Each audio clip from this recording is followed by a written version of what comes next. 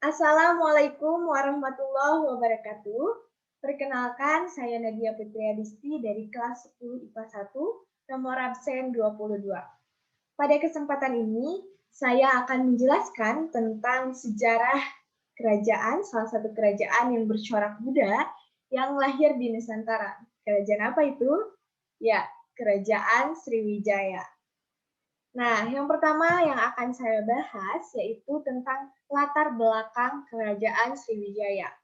Nah, jadi Kerajaan Sriwijaya itu diperkirakan berdiri sekitar abad ke-7 Masehi.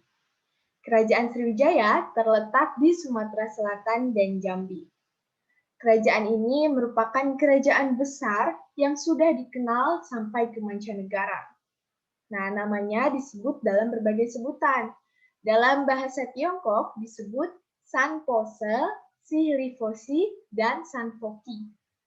Nah, kalau dalam bahasa Sanskerta disebut dengan Yavadesh atau Zavadeh. Dan dalam bahasa Arab disebut Zaba atau Zabad.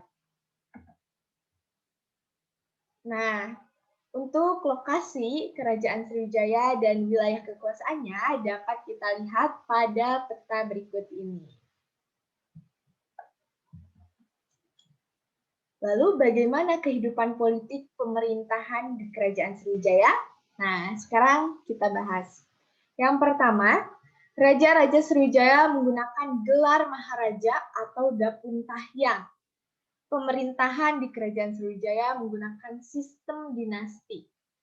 Nah, putra-putra mahkotanya mempunyai istilah diantaranya Yuvaraja, yaitu putra mahkota, Prati Yuvaraja, yaitu putra mahkota kedua, dan Raja Kumara, yaitu pewaris berikutnya. Ada juga Raja Putra yang berasal dari Selir dan tidak berhak naik tahta. Mereka hanya diberi daerah kekuasaan saja. Nah, yang selanjutnya, silsilah Raja-Raja Sriwijaya berdasarkan peninggalan sejarahnya. Nah, di sini ada beberapa raja dari Kerajaan Sriwijaya. Ada Dapuntahyang Sri Yayanaga. Nah, ia berhasil memperluas wilayah Sriwijaya hingga ke Minangkabau. Kemudian Sri Indrawarman yang ditemukan berdasarkan berita Tiongkok tahun 724 Masehi. Kemudian Rudra Wikrama yang ditemukan berdasarkan berita Tiongkok tahun 728 Masehi. Kemudian ada Wisnu berdasarkan Prasasti Ligor pada tahun 775 Masehi. Kemudian Maharaja yang ditemukan berdasarkan berita Arab pada tahun 851 Masehi maksud saya. Dan selanjutnya ada Balaputra Dewa. Nah, yang ditemukan berdasarkan Prasasti Nalanda tahun 860 Masehi. Pada masa pemerintahan Raja Balaputra Dewa ini, Kerajaan Sriwijaya mengalami puncak keemasannya. Wah, hebat sekali ya. Kemudian dilanjutkan dengan Sri Udayaditya Warman yang ditemukan berdasarkan berita Tiongkok tahun 960 Masehi.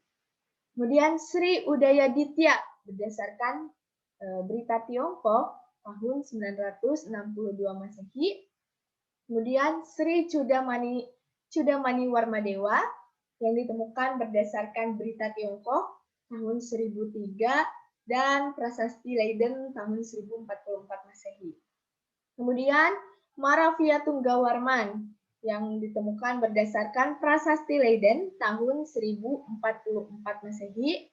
Kemudian yang terakhir Sri Sanggrama Wijaya Tunggawarman yang ditemukan berdasarkan Prasasti Kola pada tahun 1044 Masehi. Next.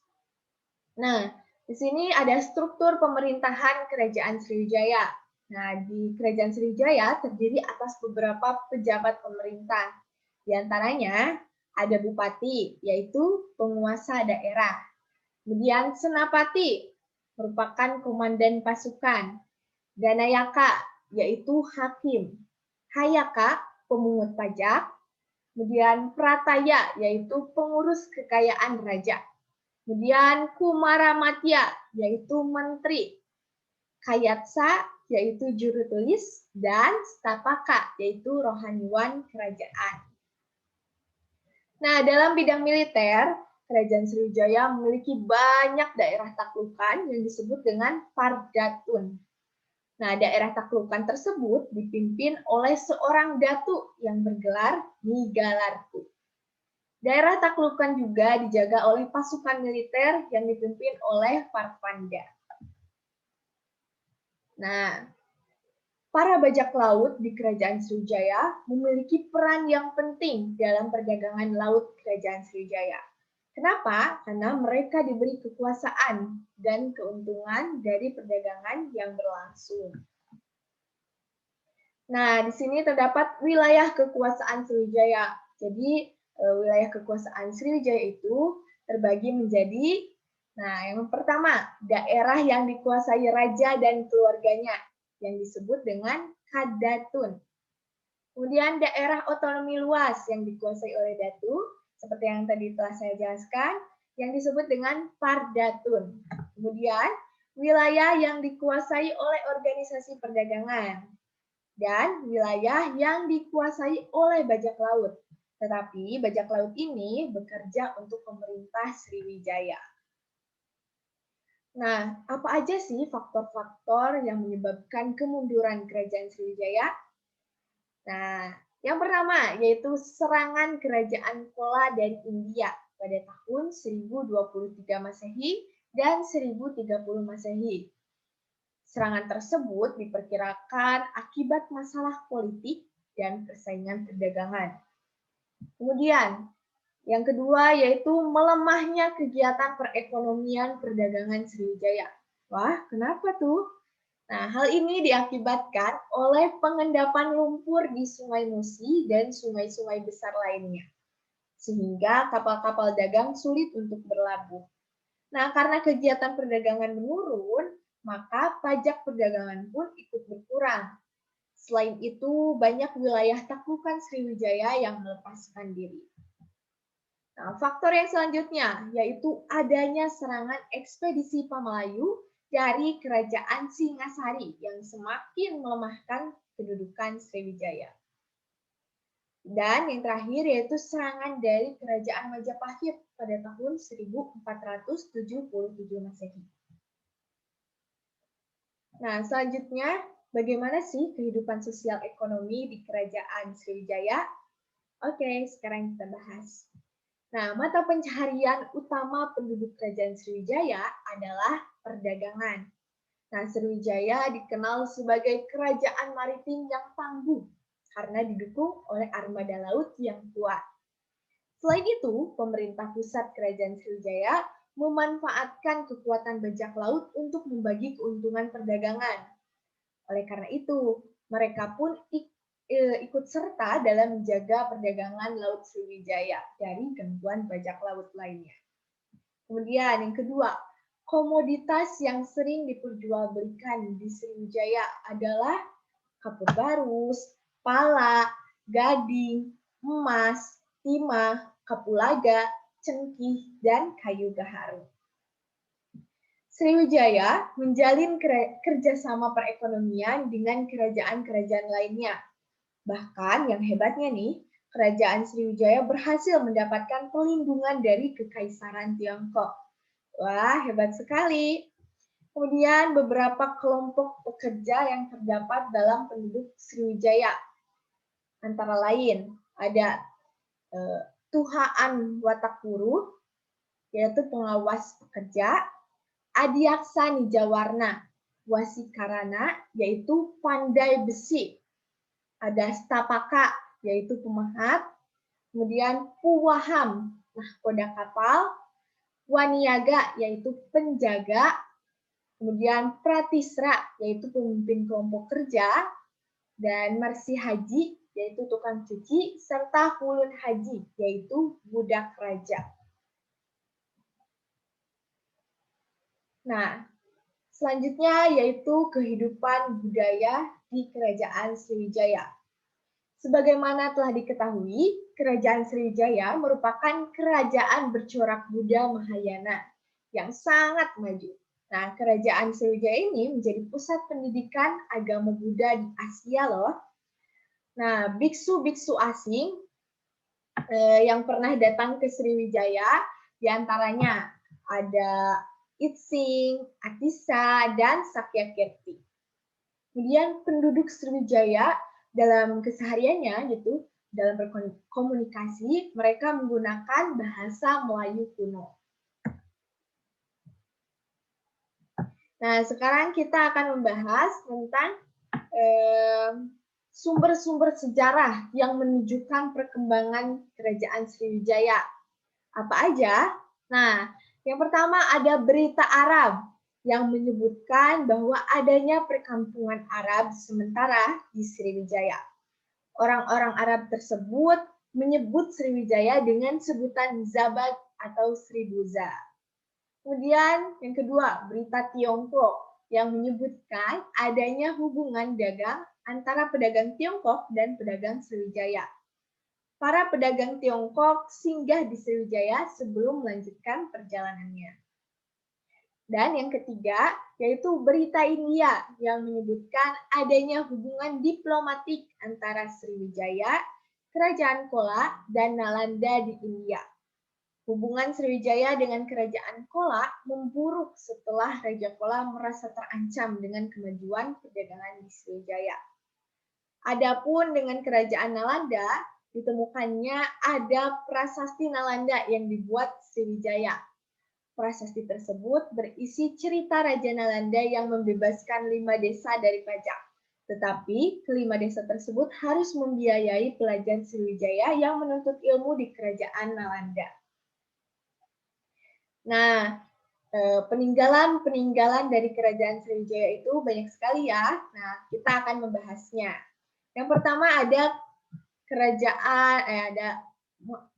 maksud saya prasasti Kedukan Bukit, yaitu pada tahun 684 Masehi.